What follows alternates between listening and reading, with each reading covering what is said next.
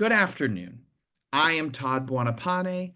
I am an equity member and an equity counselor, and welcome to the Actors Equity In Memoriam gathering, where we honor the lives of union siblings that have passed on. I will start by reading the code of conduct that is read before every official equity gathering. Actors Equity Association is committed to providing a respectful environment free of discrimination and harassment, regardless of an individual's race, religion, color, sex, age, national origin, sexual orientation, disability, gender identity or expression, ancestry, pregnancy, or any other characteristic prohibited by law. Because the union expects participants in its activities, events, and meetings to respect one another and to recognize and value individual differences, Actors Equity Association will not tolerate discriminatory, harassing, disrespectful, or otherwise unacceptable behavior at any of its activities, events, or meetings. It adopts the following code of conduct and expects those that participate in any of its activities, events, or meetings to abide by it. In addition to this code of conduct, Actors Equity has an anti-discrimination and anti-harassment policy and complaint procedure, which covers staff employees of the union. We read that before every meeting, and in the times we're in, those words mean a heck of a lot more. Along with that code of conduct, I would like to set a tone of kindness. We are here to honor, celebrate, tell a fun anecdote. We are joined by members, friends, family members. Disparaging talk will simply not be tolerated. I want to do this. I like this part. The equity tradition of reading the names of deceased members began during the AIDS crisis in the 80s. As you may know, queer equity members were dying at alarming rates, and all too often these members were dying alone. Equities Council decided to honor deceased members by standing and reading their names aloud. Then there would be a time for personal remembrances, stories, eulogies, and funny anecdotes. But for a time, this beautiful tradition was just for those attending the monthly council meeting. Thanks to the In Memoriam gatherings, this tradition is now open to all. And Javon Johnson and I are shooting for an in-person In Memoriam gathering sometime within the year. You will still be able to attend on Zoom, but we're shooting for that, and you'll hear more about it soon. I would also like to point out that on our member portal, there's a new page for submitting memories or of members that have passed. The memories are published on the Equity website and in the monthly In Memoriam post. You can go, I think we have a link we can post, maybe, but I was able to write something beautiful about my friend Gavin Creel. You just submit something and it will be posted there. If you're unable to attend and you want to do a remembrance, or if you do attend and you want to write a remembrance, there's no rules. So feel free to submit something there. We are a little behind, so we're getting 4 months today. So we will go from December 2024 through March of 2025. As a quick FYI, members and staff that have passed on more recently have not been forgotten. Their names will be read in the next In Memoriam gathering. Also, sometimes someone may have passed in a month, but Equity was not informed until the next month. So the month is not always accurate to the day that they have passed. But if you see someone that is missing, feel free to reach out to membership and let them know that you believe a member has passed.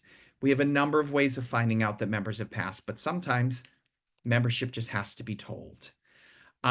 We are going to read the names today, and I ask you for your patience. We will probably announce some names wrong, but the 3 readers today have done our research, and we're going to do our best. And I was saying before the meeting, I look forward to the fact that someday I will pass on and there will be a meeting and someone will butcher my name, but they'll try really hard. And I appreciate that. Joining me reading names today will be Kim Titus and Kilty Reedy. But I shall begin. So first, members that passed in December of 2024. W.B. Bryden, Tom Christopher, John Clark, Michael Cole, Yvonne Constant, David Cromwell, Diane Delano, Arthur J. Evans, Frank Gerardo, Richard Glendon Larson, Barbara Heumann, Darrell Hickman, Earl Holloman, Richmond Hoxie, Ruth Hunt, Chris Kaiser, Linda Lavin, Morgan Lofting, Marilyn Mason, Joan McCall, Linda Miles, Wayne Northrop, Douglas H. Rowe, Tony Sawyer, David H. Schweitzer, Peter Shawn, Christian Smith, David Soul, Ted Wyant. And now Kim Titus. Members lost in January: Charles Antaby, Helen Jean Arthur, Adam Barnett, Bob Barron, Celia Barrett, Bonnie Campbell Britton, Jacob Brooke, Bob E. Kane, Nelson Case Jr., Jenny Chandler, Leslie Charlson, Pauline Coborda, Chase Crossley, Daniel Dennerstein, Michael Diamond, Judith Edwards, Melba Englander, Rhonda Freya English,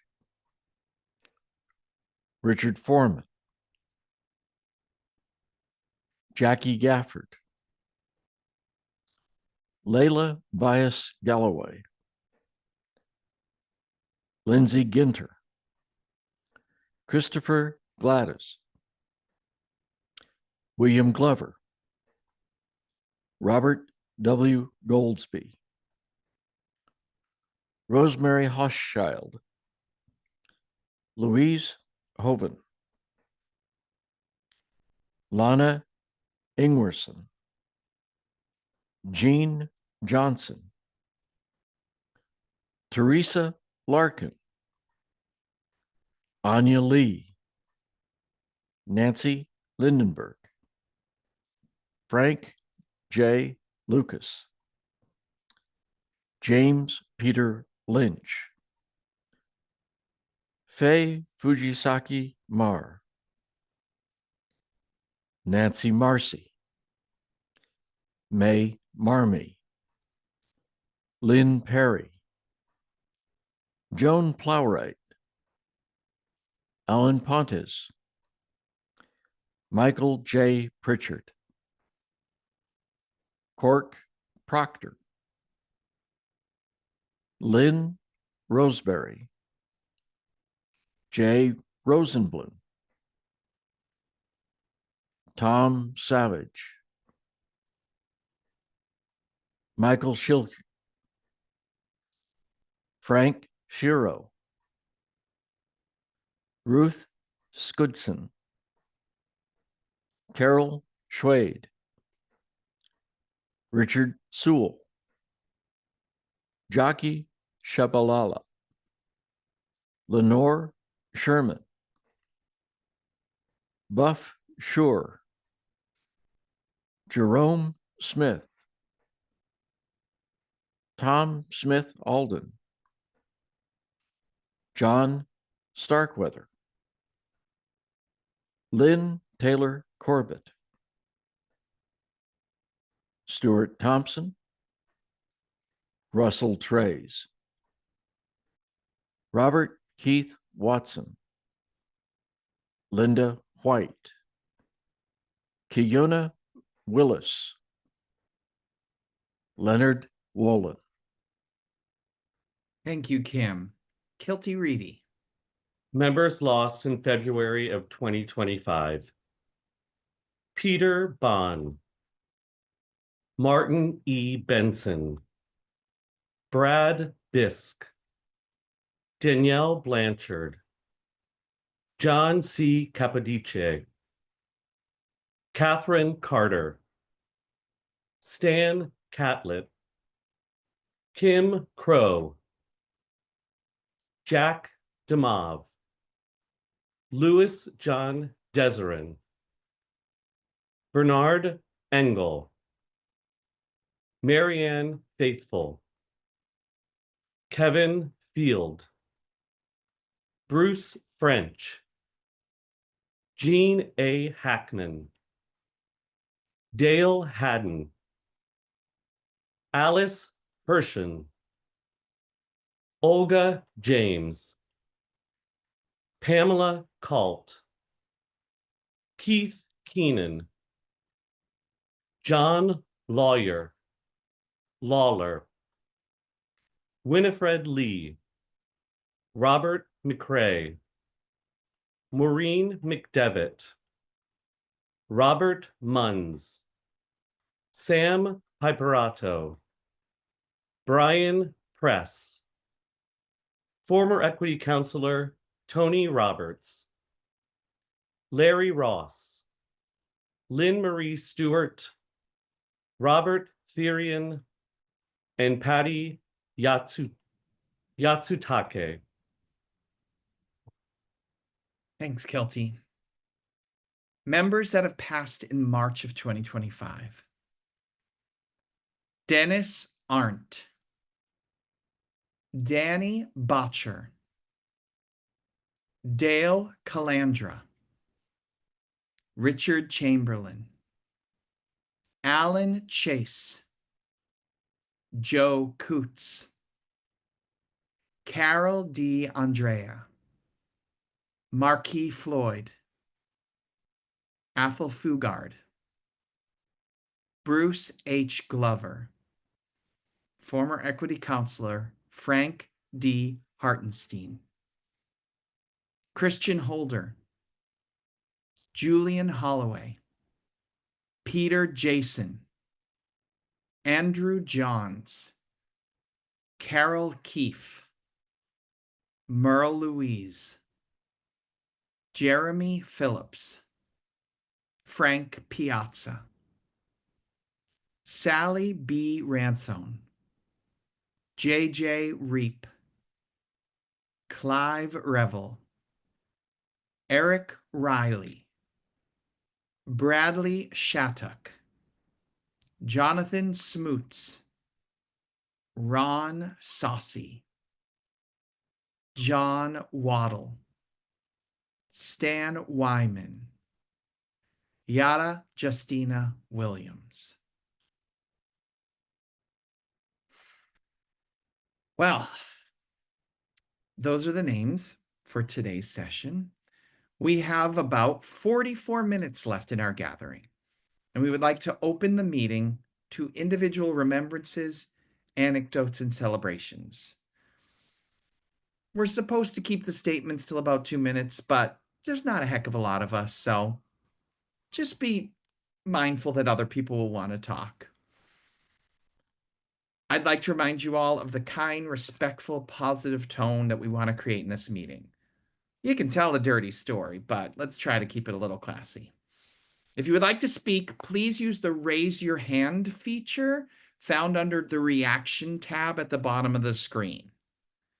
If you can't find that, just turn on your camera and wave your hand. If you can't turn on your camera, just turn on the microphone and say, Todd, I have something to say. But we are now open for people to talk about anybody they want to talk about. Doug Shapiro. Hey, friend. Hey, friend. How you doing? This is my my first time attending a gathering, so let me know. Keep me in line. Make sure I'm on procedure. four people I dearly love were there. One was a surprise, Sam Piperato, a brilliant composer who I met at the Composer Libretto Studio. Wonderful man, incredibly musician. Um, Dick Sewell, Richard Sewell, I met him when he hired me for the first time at the Shakespearean Theater of Maine, the theater at Monmouth. Wonderful man with a huge high laugh and a hatred of architects. It was a beautiful historic building. Every time an architect would come in, he would just chase him out and go, "Architects!" I'd never heard that before.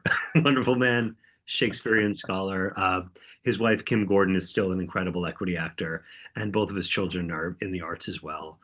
The two that I would love to hold up, I've been a member of the, and they weren't on the list today.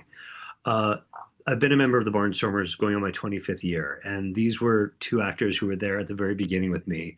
They were my mentors, and I love them dearly. Is there a way to share the screen to show their picture, or just read something on my computer? Yeah, I'll make you why not? I'll make you a co-host. I'm drunk with the power. I know. Let me figure out how to do that. I got you making you. Oh, I don't seem to have that power. Javon, do you have that power? Ooh, I'm a co-host. Okay. Okay, great. Thank you, Javon. Share the screen. Wish me luck. I'm over 50. That's about it.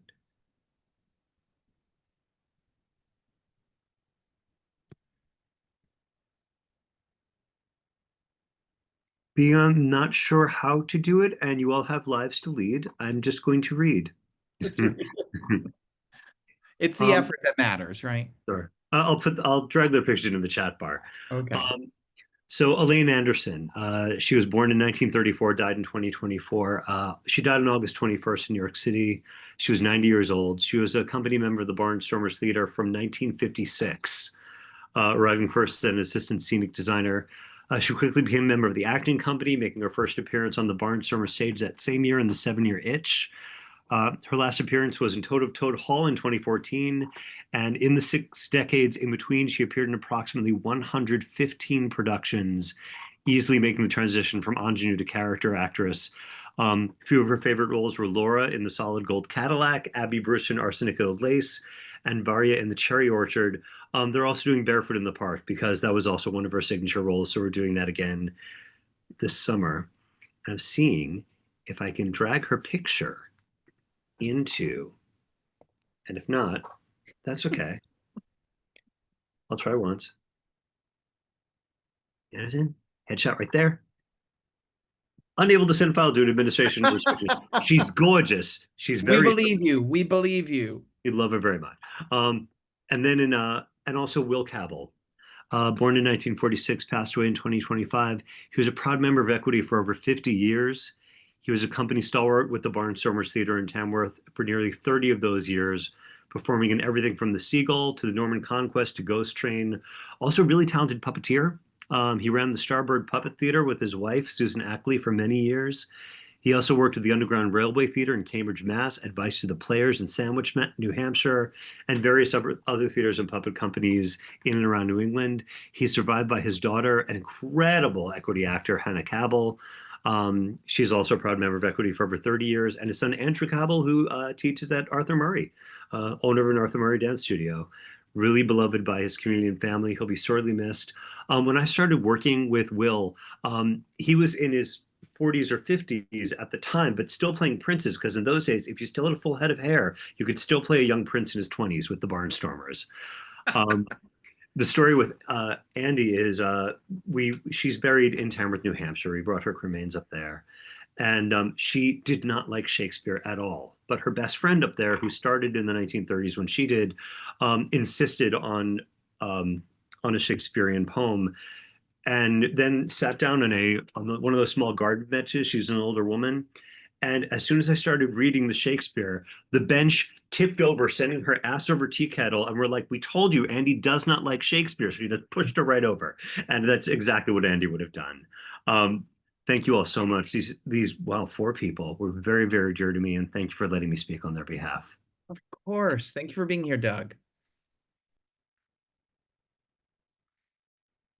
Well, I'm going to talk until people want to raise their hands.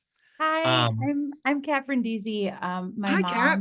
Hi, my mom, Michelle, is here as well, and she's gonna pop on right now. She has to go in a little bit. Okay. Mom, you want to pop on? Um, we just wanted to celebrate my dad, Michael Brindisi, who is the artistic director of Chanhassen Dinner Theaters. He, Mom, you can speak to his equity membership a little bit more than I can, but I'm a member of equity. Mom's a member of equity, and Mom's a liaison in Minneapolis. Dad was a member since 1976 when he joined the first national tour of Greece as an actor. Amazing. Yeah, and I'm just gonna share my screen if that's okay. Let me see if I can do it.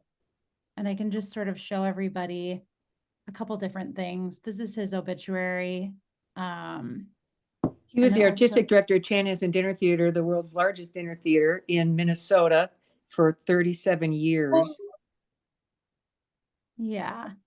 And he and my mom started a summer theater in Albert Lee, Minnesota called Minnesota Festival Theater. Before he settled down in Chanhassen in 1979.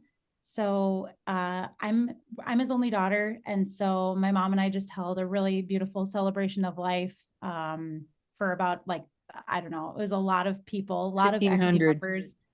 Yeah, and like 500 people in the dinner theater, and Chanhassen Dinner Theaters is super well known for employing like the most equity actors in the Twin Cities area. Which is sort of unheard of, just given that we have the Guthrie there and, all of that. And I just also wanted to show you guys, this is Chanhassen Dinner Theater's website where they have like a remembering Michael Brindisi memorial page with lots of stories and photos and actually a video of the memorial on there. And then past shows that he's worked on. Oh, I love the bird, Doug. And he kept up the his equity dues up until the end. He was an equity member and very proud of that, and always insisted on using equity actors. Yeah. Anything else you want to say, Mom? We miss him so much. No, we miss This is him, and he was him. a wonderful artist, a wonderful artist. Him as Tevye and Fiddler. And this is him with a very proud look of his full dinner theater house there.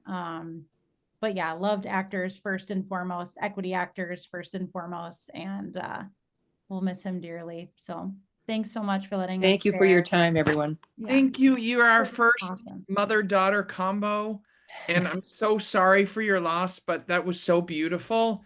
And like you. that joyful face, that smile, I'm sad I've never seen him in a show. I can't imagine how great he was. Yeah, he's a Thank you wonderful so man. much for being here. Thank you for Thank doing you, this. thank We you. This appreciate is it. Of course. awesome. We'll come back because we were just texting. This is amazing. Yeah, So thank it's you so great. much. Thank you, everybody. Tell your friends. We will. Okay. Keep thank working. you. Thanks. Oh, Meg. Hi, Meg. You're still muted, Meg. It's hard to drive and talk, I know.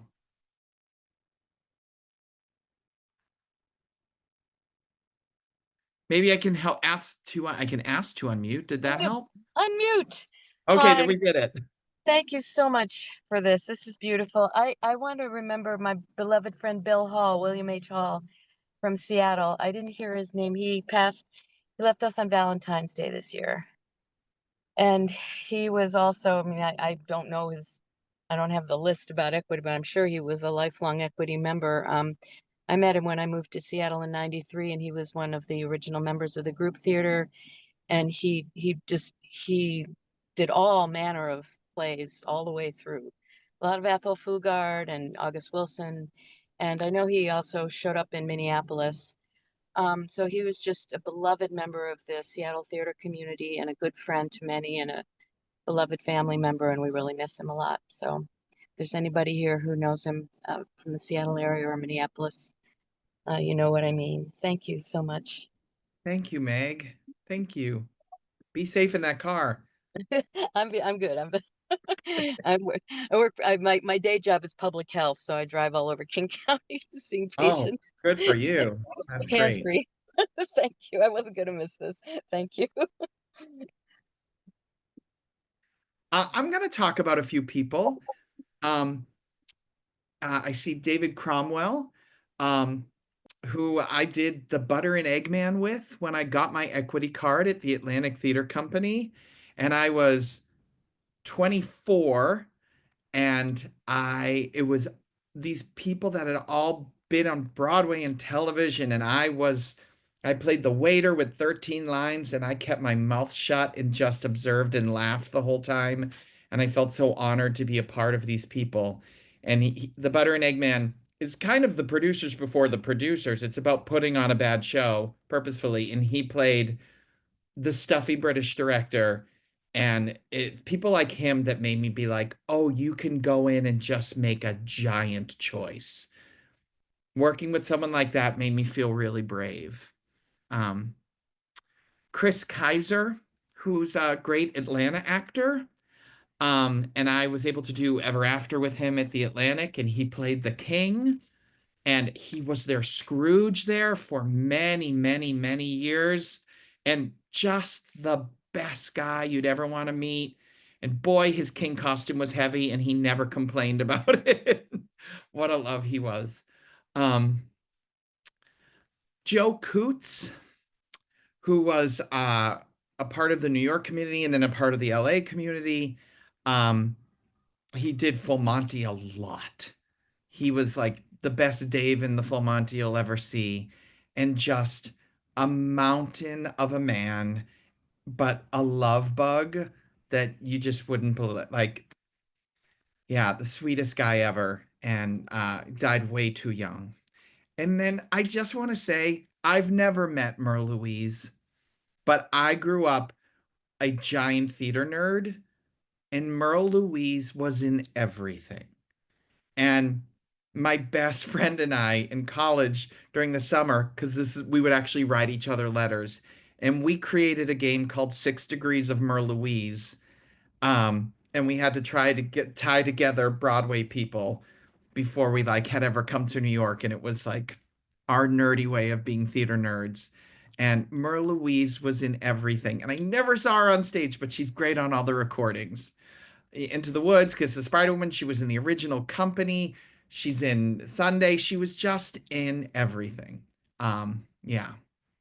So you can talk about people that you didn't know personally but inspired you. So this is my way of inspiring you to raise your hand and talk if you want to talk.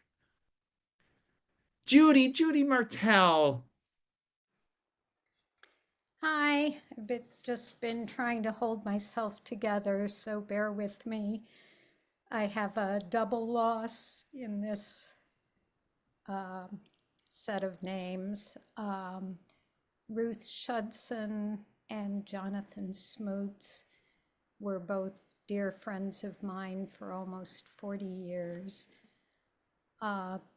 So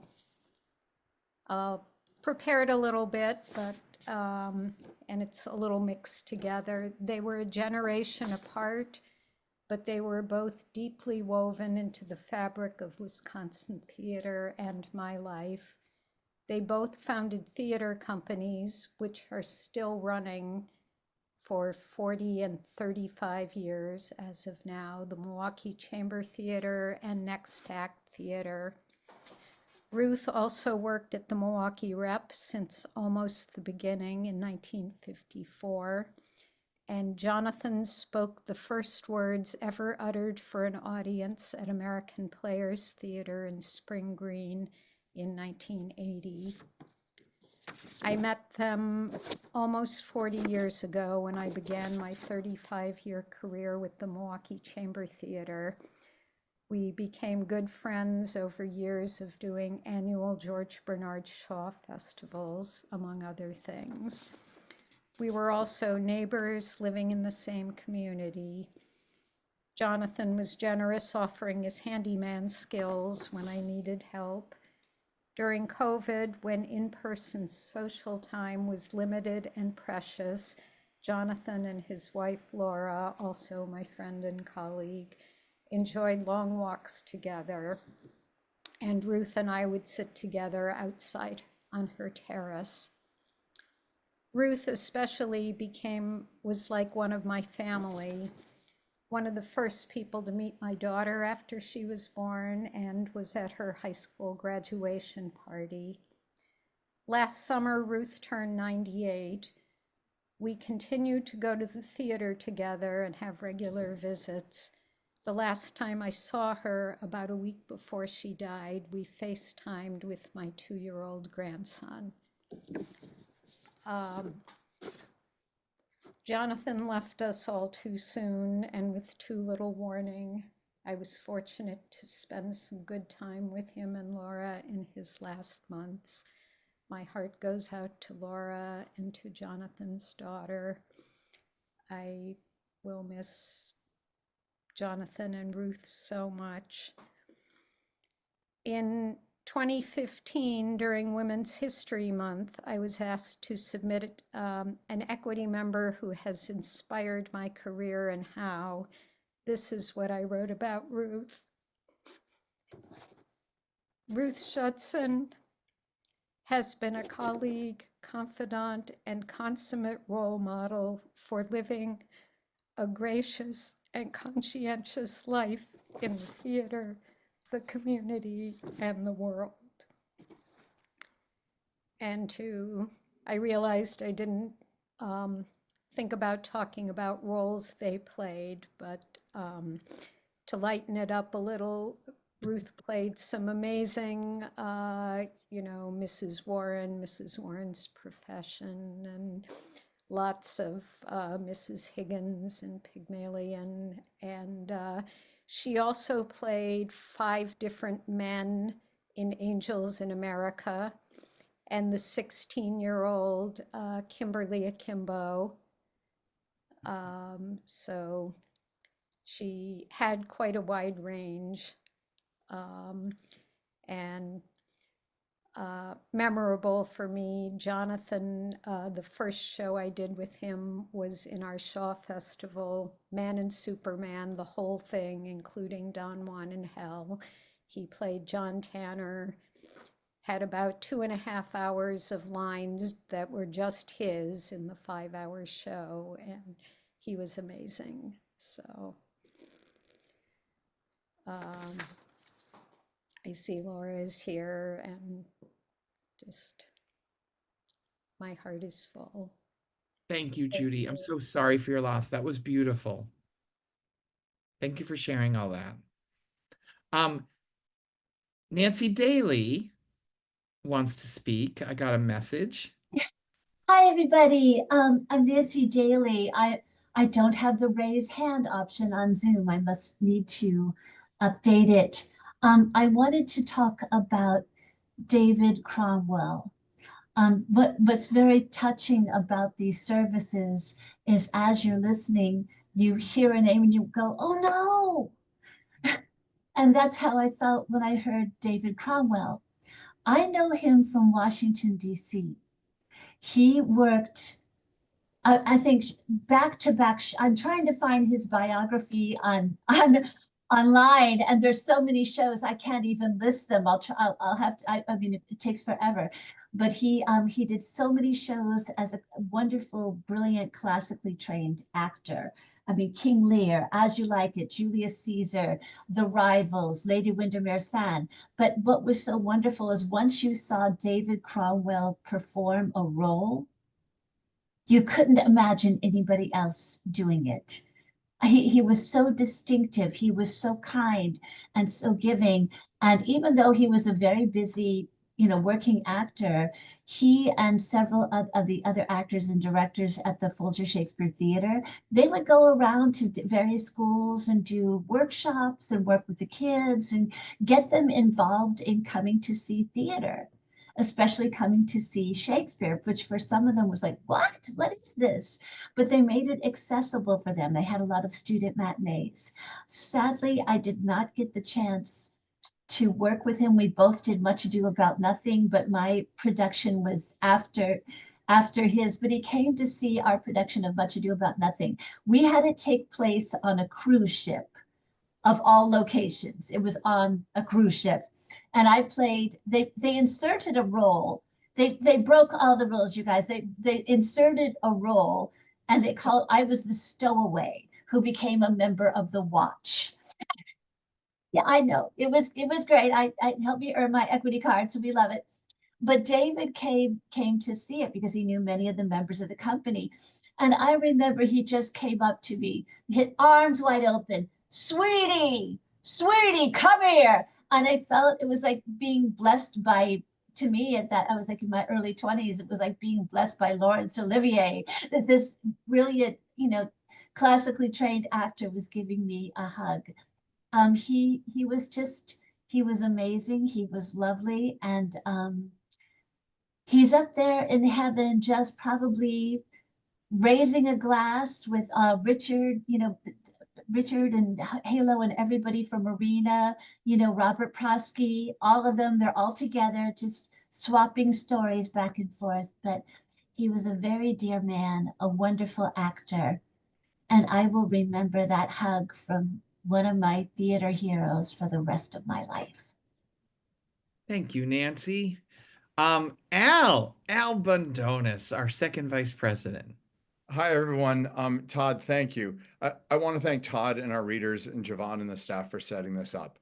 But I really, really, really want to thank all of you for finding the time today to come and share these memories and listen to these memories. We've been doing this for the last, 3 years now, Todd, and it's so very important. I love these. You're seeing how absolutely beautiful these can be. We have members who are honored on award shows and in memoriam. We have members who sometimes the lights of Broadway are dimmed. But today we are honoring all our members, actors and stage managers across the country who may not have that opportunity. And your voices here today are making it special. So I thank all of you. I have to run to a meeting with Al Vincent Jr., our executive director. So I usually say this at the end, but it's the end for me today. Please keep talking. Please keep sharing these memories. Tell your friends how absolutely wonderful this was. And I hope to see you at the next one in like 3 or so months. Thank you, Todd, and all of you. Thanks, Al. Have a good meeting. Kim. Yes. I had the honor of reading one of the names of somebody who was very important here in the Dallas-Fort Worth area. Buff Shure died at the age of 97. So very, very long and rich life. He came to Dallas-Fort Worth with Broadway and off-Broadway credits, including he was Marco the Magnificent in Carnival.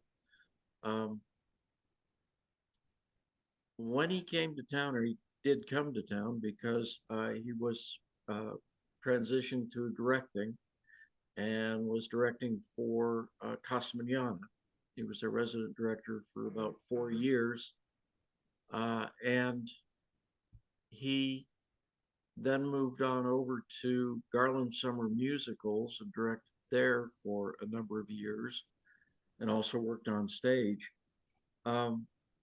But what we really knew him for in Dallas and Fort Worth, the 70s and early 80s, those were the heyday of the live industrial show.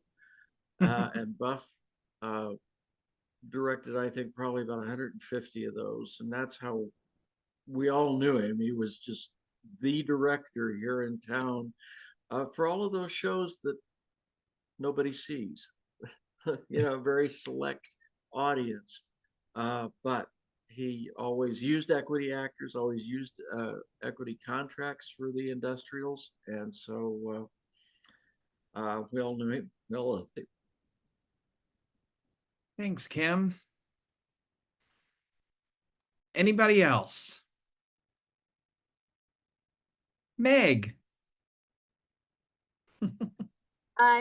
I was so involved with remembering my friend Bill that I just wanted to mention Ethel Fugard of blessed memory. As soon as I heard that he passed, I was talking to so many young people and was so surprised that lots of people don't know about him. So that's been kind of a mission of mine, is to let people know what a treasure he was. And many years ago, this was sometime in the 80s, I was studying in New York City with Suzanne Shepard, who also passed a few years ago. And she was a very close friend of Ethel Fugard's. And she invited him to a class, an acting class of ours in Manhattan. And it was it was one of those experiences that you just hold forever.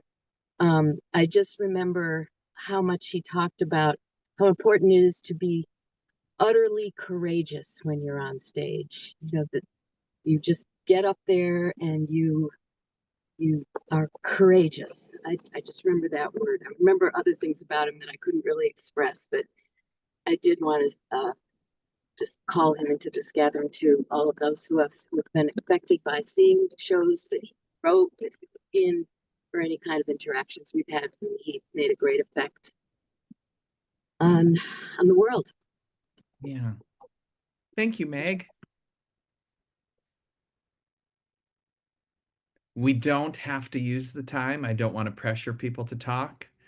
But these are the moments where I just like, there's a Richard Chamberlain, there's Athol Fugard, there's, big names in this list of like, in terms of fame, in terms of theatrical giants.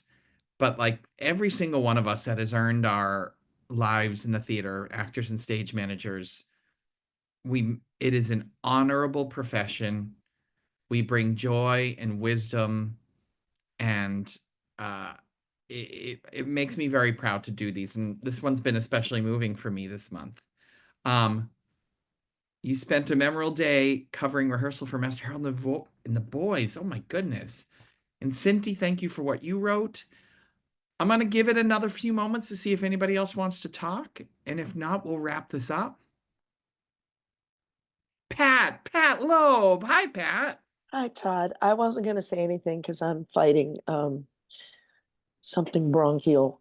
Oh, But no. oh, no, I it's can- just, you have a bad allergy, it goes into your lungs and then it just refuses to leave.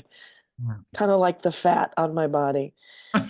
um, it's interesting because Athol, couple of people. Athol Fugard was someone who did many of his shows at one of the 99s out here, the Fountain Theater, and was a very dear friend of Stephen Sachs, who was actually honored yesterday for I need better words for this, but I'm using the current buzzwords, the consistent dive straight into difficult topics, what we are now calling DEI and wokeness.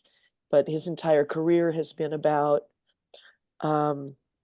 making people who are less noticed more noticed.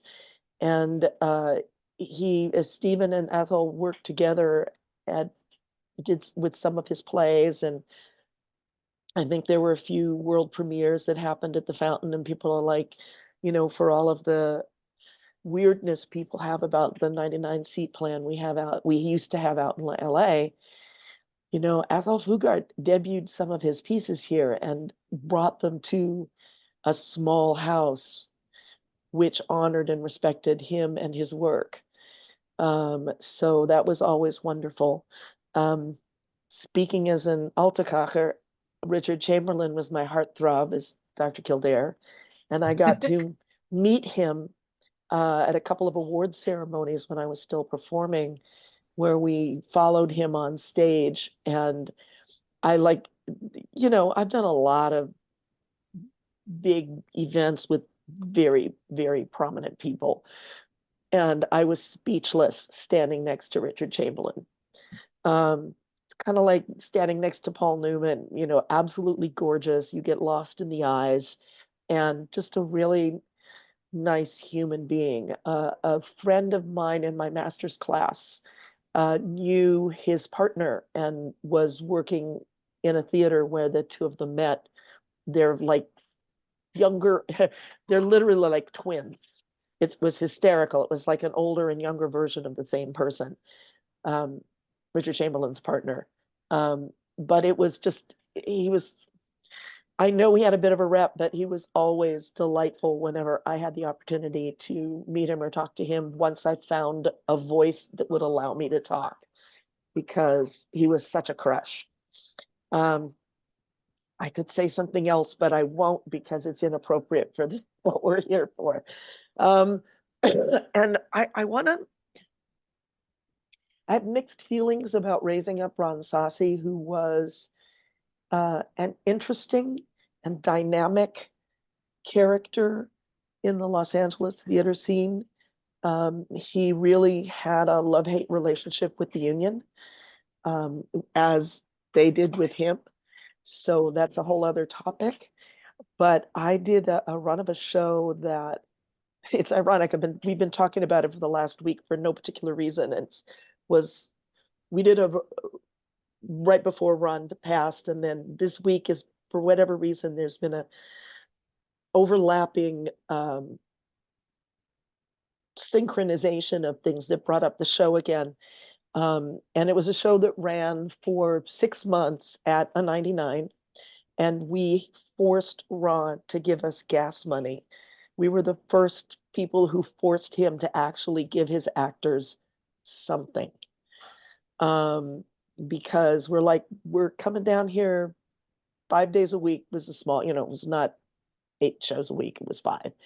But we've made Time Magazine, we've made the front page of the LA Times. Our pictures are everywhere. You're selling full houses. We need gas money. And it was kind of a huge, huge lesson in activation of respect for what just basics for actors, which was really interesting. And he was an interesting guy. He was really totally into Brecht and the whole, Kurt Weill and that entire style of theater. That was his heart. And he had a heart attack and he came back, and there's just, there are all sorts of things about how he pays $1 a year to the city for his theater that we all helped build. But I just, he was someone who deserves recognition because he dared to do a style of theater that no one else was doing, and also was someone that was a lesson in how to teach actors to stand up for themselves against producers who didn't think we deserved even gas money. So I just, I want to acknowledge him as sort of a teeter-totter person, yay, ooh, yay, ooh. Anyway, thank you. Thank you, Pat. Laura. Hi. I had to wait to see if I could get my courage up. This is gonna be hard. My husband, Jonathan Smoots, as Judy mentioned, passed away pretty recently. And in addition to his speaking the first words on the APT stage and being the first artistic director of Next Act Theater in Milwaukee, I think he probably performed more Shaw than anyone in this country, with the combination of the Shaw Festival that Milwaukee Chamber Theater did, and APT used to do a lot of Shaw as well.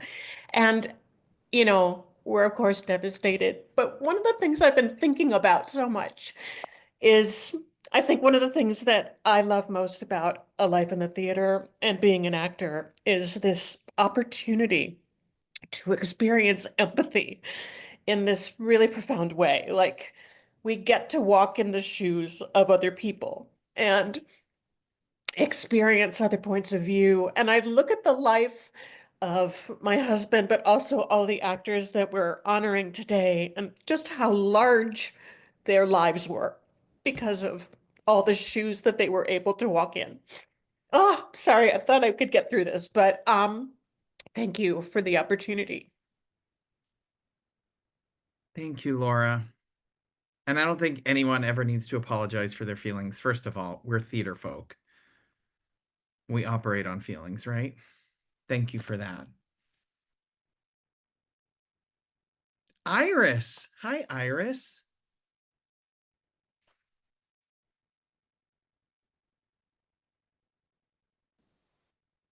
Need help unmuting?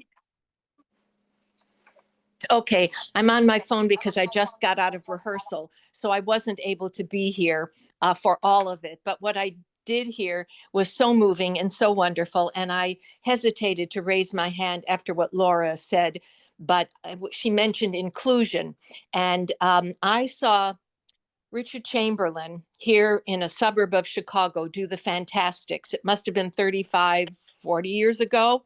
And he was El Gallo. It was a lovely production, but the old actor was played by John Carradine, the character actor from the movies, who spoke in a very Shakespearean way, no matter what he was playing. And for his first entrance, they had him under the stage.